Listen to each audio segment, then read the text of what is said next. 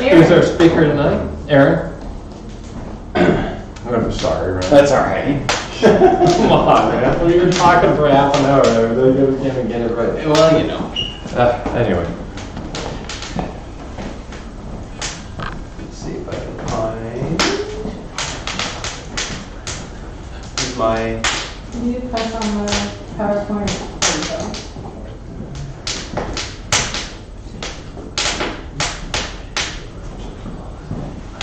So just in case, around your slideshow, just want to check something here, because this is what the problem was for the other thing. I had to look it up. Presented by speakers.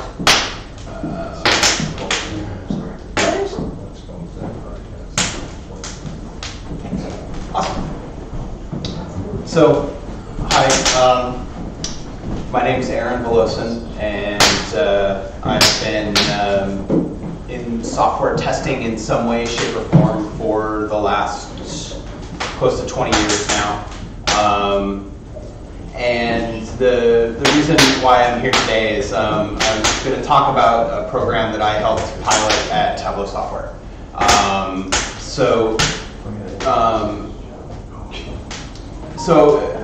I was an employee at Tableau for over 5 years. I almost made it to 7, and then I got a ridiculously good offer to leave, which turns out sometimes ridiculously good offers are actually ridiculous.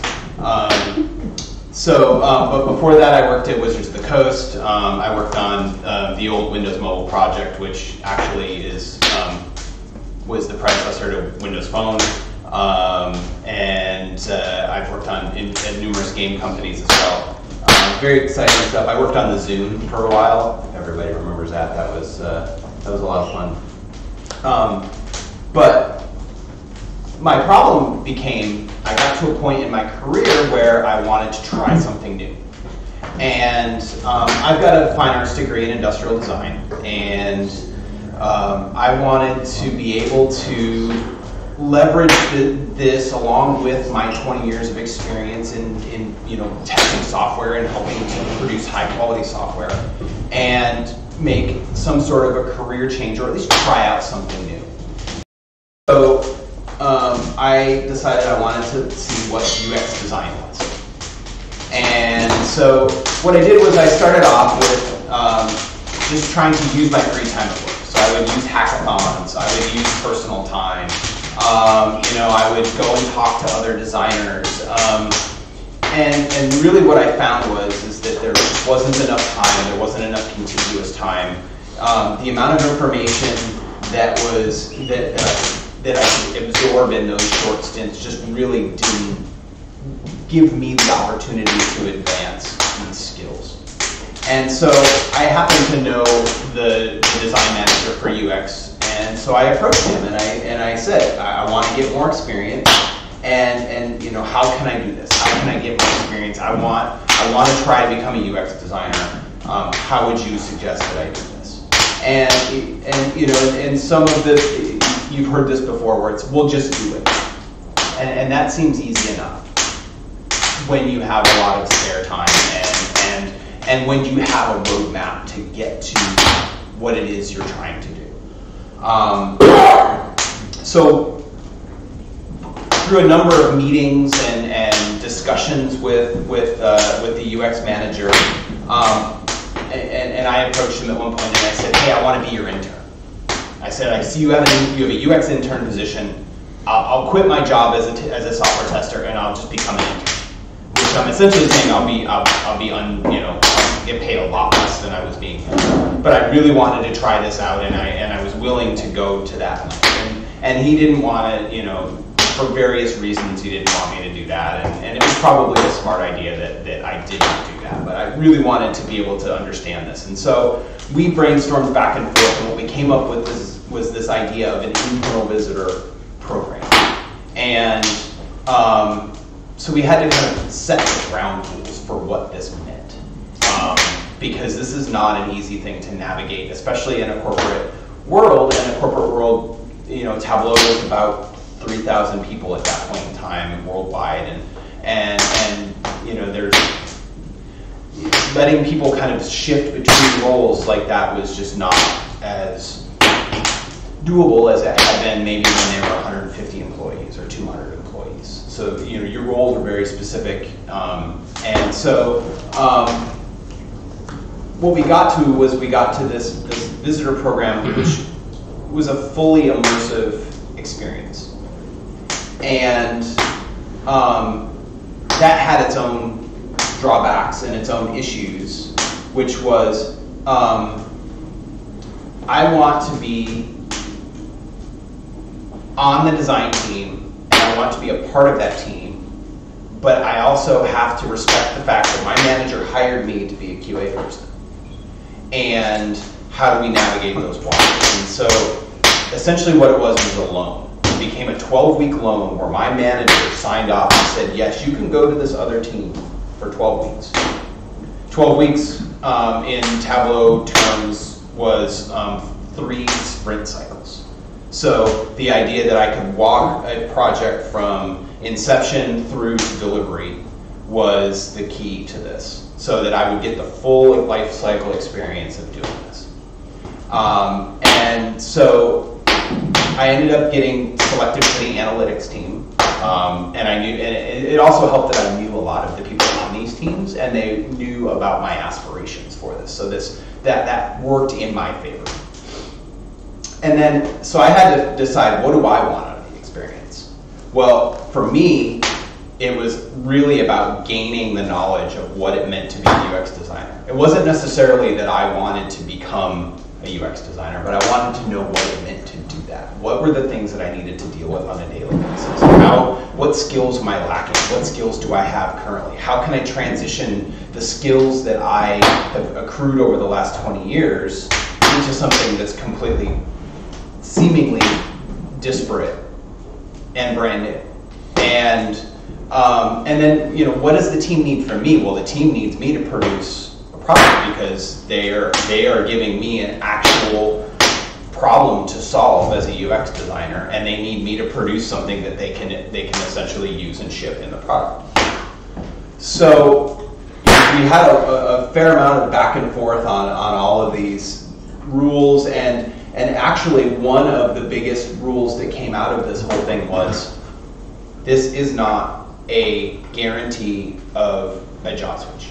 And in fact, it was definitively not a job switch. And the reasoning behind that was very political, was they didn't want people to try and move through positions and leave managers. So manager hires somebody, they come in, they do the visitor program, they jump to a different position. Now that manager needs to come in and backfill. So managers were very sensitive about having to keep wanting to keep their employees but to also allow the employees the ability to take on this other responsibility. So this was about 3 months in the making, and then I had 3 days. I had 3 days to wrap up all of my testing, sign off on my deliverables, and get to a place where I could put pencils down here, put on a different hat, move to a different office, and start designing things. It was awesome. It was exhilarating. It was like getting a new job. But the cool thing was there was also a safety net. I could be 3 weeks in and decide, this doesn't work for me. I don't like this. Or I could be 3 weeks in and somebody could just come over and go, you know what? You're just really not getting this UX thing. The nice thing about that, I just transition back to my other role, and the company doesn't lose me because I haven't officially transitioned and they haven't backfilled for me. And there's a safety net on both sides there that really kept it from being, it was a very nice, safe way to try out something new without any party having to take a very steep risk. So, and I'll skim through these just a little bit, because I don't know how many people are here familiar with Tableau or what Tableau does or that sort of thing. But essentially, Tableau is a business analytics tool. It takes in all forms of data and allows you to, through SQL queries, essentially produce graphics, and everything is displayed as a picture, and it's awesome. It's a super cool tool, and if you haven't tried it, you should check it out. I don't own stock in the company anymore, so it's just I believe in it. It's cool. So what I started doing was I actually started with this quick access selection tool, and the problem to be solved was being able to just quickly select a bunch of marks along an axis and do it in a way that was very easy and quick to see. And so what I ended up doing was I ended up going through a phase of collecting requirements and going and talking to PMs and talking to stakeholders and developers and what can we do, what can't we do. And what I found was this was very similar to the types of things that I would do as a tester, except that I'm doing it now on the front end and being able to think through the problems where users may break things or may get hung up, rather than thinking through it at the end when somebody's already kind of handed you this piece of software that's already completely developed and ready to go out the door, and you're saying, hey, wait a minute, this doesn't work. I'm trying to do this, and this seems like it should be very simple. So this was one place where I was able to kind of take this thought process from a previous role and apply it to my new role. And then I kind of went through iterations using color, exploring shapes, changing what types of data we're going to show on the various different types of visualizations, whether it's an area chart or a bar chart, and which ones should be visible. So there was a lot of this this thought process that went into this, and I would go back and draw on all of the testing that I had done on this product for the previous 5 years, and I would and use that, and it would be in my mind while I was doing the designs for this sort of thing. And eventually, I started looking at edge cases. I started thinking about my designs in terms of, well, what happens when I, select everything? What happens if there's a million marks on the page? And thinking about these types of things and having discussions with these developers about these types of things ahead of time to make sure that we didn't design bugs into the system. And then I found out that there was a tool that the company had already been working on for a while, and so I started leveraging. This is through talking to other designers, and I started having conversations with that designer. So now I'm talking the language of another designer, and that's a different language than when you're a test person. You're more open. I found that I was more able to question why things were being done as a designer than I could as a test person, because of where I sat in the flow of creating software. And then this was just, there was more iterations, and then so here I landed on this path, and and I asked myself a lot of these kind of scenario-based questions about my designs, and a lot of these scenario-based questions are the same types of questions again I would ask as a test person. And what ended up happening is this particular feature was implemented in the product. It went to the Tableau customer conference. I actually spoke with live customers and demoed the product as a beta, and then portions of it were actually shown on the keynote stage, which was pretty awesome. It was a pretty awesome way to kind of wrap up my time in the UX land. So this one is this one was interesting because there's this idea of setting a preset filter and then being able to apply it to the data regardless of what the data was. And for me, the big takeaway from this was this top tagline. This isn't the feature that customers think they're asking for. And this one was all over the forums. Customers were, I think there was a dozen different asks for a preset value filter. Every single one of them was different. But they were all calling it to the same thing because they were similar. And so this was a hard one because this was one about distilling down what it is to be developed, and then how would it be developed, because this was also a piece of legacy code. So here I am as a UX designer trying to navigate a code tree that I understand and can read, but I'm not writing it. And so now I'm drawing on some other pieces of my past, whereas I think there are some UX designers who, they don't care what the code looks like, or whether that code was written last week, or whether that code had 150 bugs in it in the last release cycle.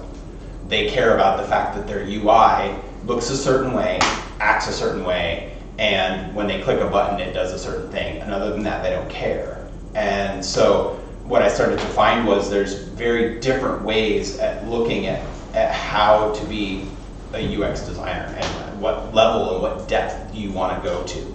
Do you just want to be the pretty picture on the top, or do you want to be that useful user scenario that runs through the product that people either recognize and say, that was an awesome experience, or it's so seamless that they go, well, I just click that thing and it does what I want it to do, and it knows what I want. So that was so there's a lot of screens and UI, and a lot of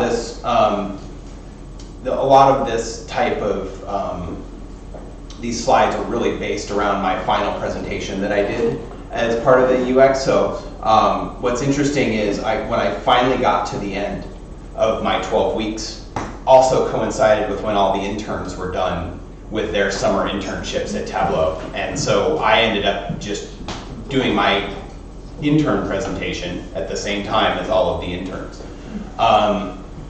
And so what did I learn? Well, each designer really works in their own way.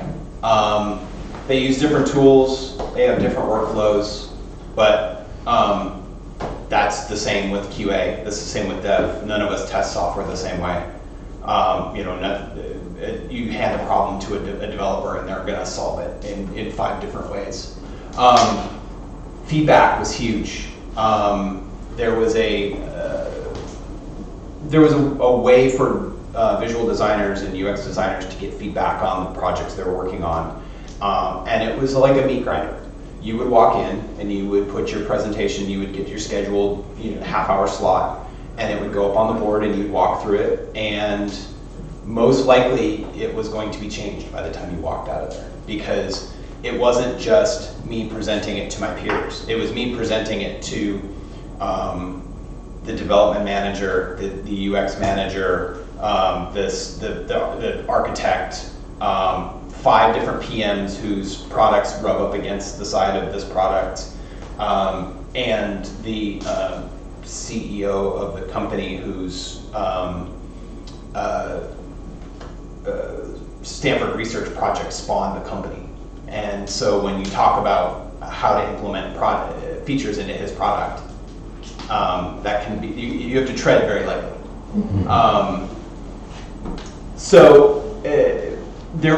But it was great. It was great feedback. It was great to understand their thought processes. But what I also learned from that was, as a test person, I want to be in this meeting too.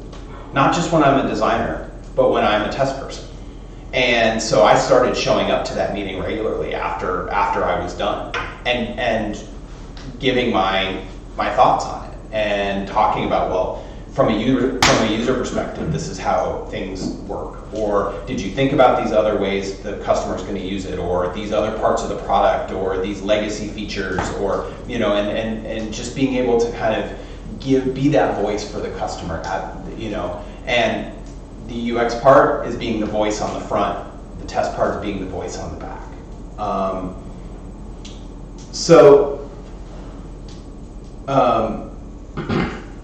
This part is really key. My role was equal parts arranging boxes, gathering specs, process feedback, and the key one there is negotiation. I want this to work in a specific way. I have a vision for how the user is going to use this. Now I need a developer to tell me, yes, this can be implemented, and this is how it will actually work. And then I need to be able to convey all of that to the test team to make sure that it is working as it was designed and built. So again, very similar to QA. You got to understand the issue. You got to be able to articulate the issue. Documentation was key for this. Having some sort of at least bumpers in the lane to keep you, because especially as a designer, you can run off into the weeds and design something that looks beautiful, but it doesn't do anything that it needs to do for the customer. Peer review. We should all be doing peer reviews. As UX designers, we should be peer reviewing.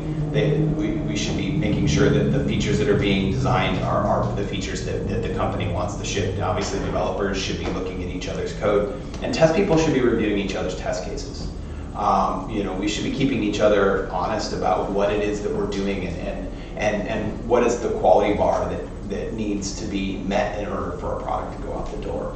And then QA really needs to advocate for themselves and become more involved in the design process. You wouldn't believe how many times I talk to a designer, both in this program and outside this program, where I say, you know how the feature works, right? And they go, no, I've never installed the product. They're just looking at wireframes and just going off of what somebody told them, or they've picked up a small corner piece of something and they have no idea about the iceberg under the water. They're just trying to kind of put a nice happy smiley face on the top of this. And then as test people, share your product knowledge, share it with everybody. Make sure that they know what you know. And then finding bugs in the design phase is a great way to reduce cost. If I have to change the line in a spec, it takes 2 minutes, and it saves countless hours of development and test time versus being on the other end of that. And you can do that as a test person too. You can move forward into these design processes as long as your company allows you to do that. So then the pitfalls. I was transitioning between teams, so I left a hole in the team where I was gone. Now, my team was very accepting of that, and they knew they could just come down the hall and grab me if something went awry and they needed to get my feedback. 12 weeks, I just didn't feel like it was enough time. I felt like I just barely scratched the surface of what was going on. And then knowledge transfer at the completion. Again, whether you're testing or designing things, you really end up amassing a lot of information, and to be able to share that with people is invaluable. And then as far as the program itself, the program was really for me. It was awesome because I got to do all this learning, but because I was the pilot, the team actually had requested me to stay on as the UX designer, and I had to decline because I didn't want to set a precedent. I didn't want to set a precedent that when you started this program, you then got to move forward. And for the good of the program, I couldn't step into that role, which is a bit of a bummer because I really wanted to. But I also felt like this program was such a good resource for the company. And then since I went through the program, I know of at least 6 other people at Tableau that went through the same program. There were 2 UX designers and 4 people moving into PM roles.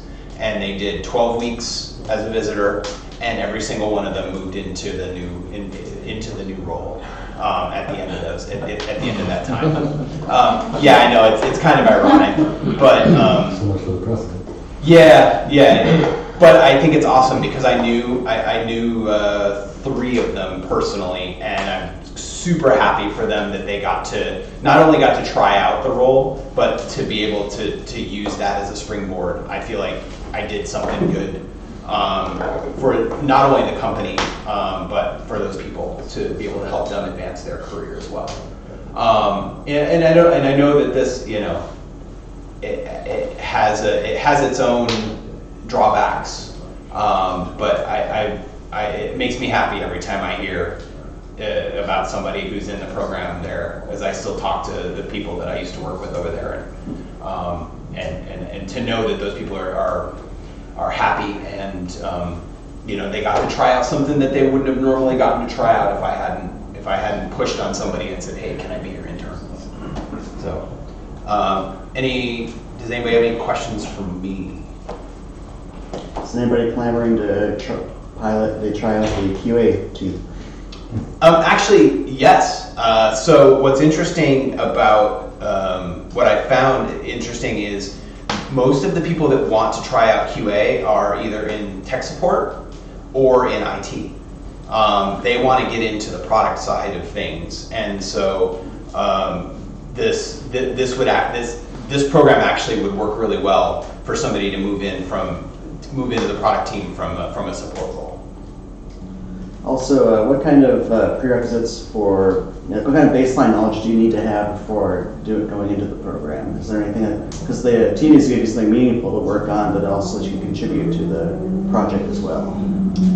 So I already had a baseline with my design degree, and I had, like I said, I had kind of done some side work and hackathon type projects. But I would say you have to